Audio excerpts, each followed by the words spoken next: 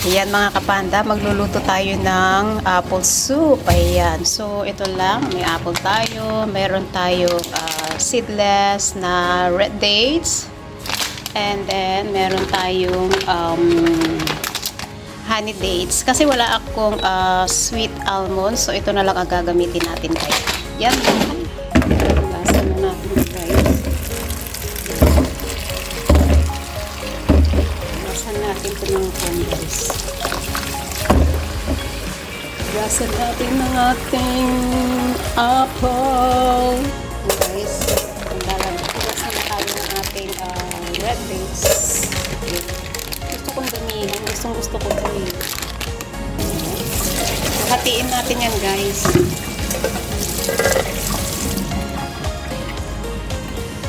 Tapos sa red dates lang ilagay natin guys. Ay hindi, honey dates pala. Sorry.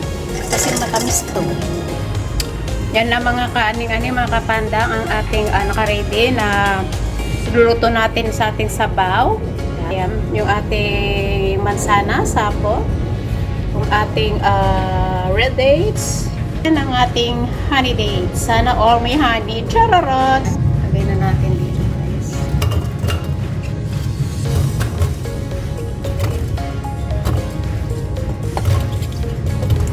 Mansanas. Red dates. At honey dates. Tubig.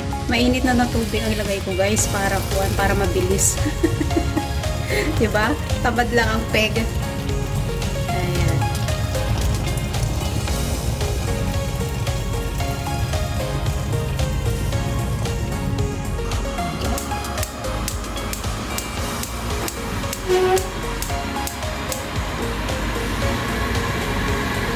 Lagyan natin ng konting asin lang guys. Ayan na mga kapanda. Ayan lang natin dyan na kumulo.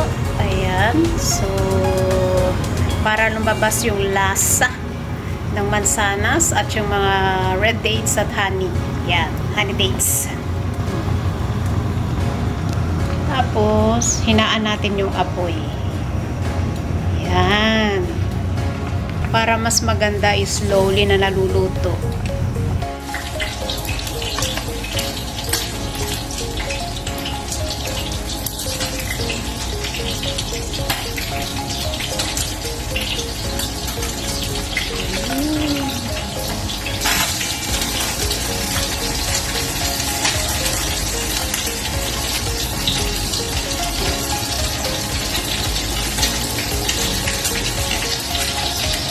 Guys, ang kanilang healthy apple soup.